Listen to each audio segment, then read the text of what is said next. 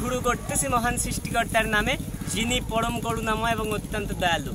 কিভাবে বাংলাদেশের রেলগুলো নিয়ন্ত্রণহীন হয়ে পড়েছে আমি একটু আপনাদেরকে দেখাই। দেখানোটা আমার দায়িত্বের মধ্যে পড়ে, আর যদি না দেখাই এই বিষয়টা খারাপ দেখাই। এটা হচ্ছে আমার জেহালা ইউনিয়নের চুয়াডাঙ্গা জেলার আলমডাঙ্গা থানার জেহালা ইউপির 4 নম্বর ওয়ার্ডের একটা মাঠ।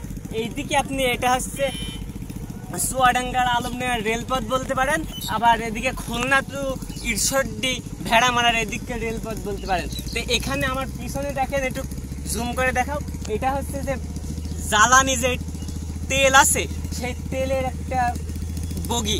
তো এই বগিটা আমার এলাকার মাঠের ভিতরে একটু পড়ে গিয়েছে। পড়তে পারে কি, এটা স্বাভাবিক বিষয়, পড়তেই পারে, কিন্তু এখানে পড়েছে গতকালকে।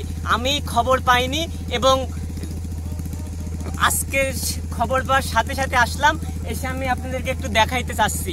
এটা আমি আমার এলাকায় যেসব রেল বিভাগ আছেন, যেসব পুলিশ প্রশাসন আছেন, আমি দেখছি তারা অত্যন্ত পরিশ্রম করছে, করে কিন্তু এই জায়গায় গার্ড দিচ্ছে এবং তারা এটা এখন ক্রেন দিয়ে এটা তোলা হচ্ছে। আপনারা দেখেন যে কিভাবে এটা ই করা হচ্ছে। আর আমি এবং এই সাথে সাথে রেল বিভাগকে আমি বলবো যে আপনারা আমাদের এলাকার ট্রেনগুলো একটু নিয়ন্ত্রণের ভিতর নিয়ে আসেন, না হলে কি হবে, এই গরিব দুঃখী মেহনতি মানুষের কিন্তু নাজেহাল অবস্থা হয়ে যাবে। আর এই যে রোদের ভিতরে পুলিশ প্রশাসনের কষ্ট দেখে তো আমার আর সহ্য হচ্ছে না।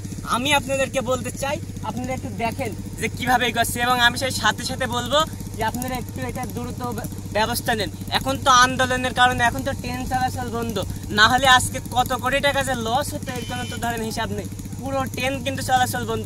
এই সাইডে ট্রেন দাঁড়িয়ে তুলছে, আর ওই সাইডে দেখেন সেই জ্বালানি তেলের যেই বগিটা হয় সেই বগিটা রয়েছে। তো এইভাবে অনেকক্ষণ থেকে তুলেছে, কালকে নাকি কি পড়েছে আমি খবর পাইনি, আজকে পাওয়ার সাথে সাথে আসলাম, এসে দেখেন আপনারা কিভাবে কি করছে। এবং আমি সাথে সাথে বলবো পুলিশ প্রশাসন আপনারা একটু ভালোভাবে গার্ড দিবেন। তো আজকের মতো এখানেই বিদায় নিচ্ছি, ভালো থাকবেন, সুস্থ থাকবেন।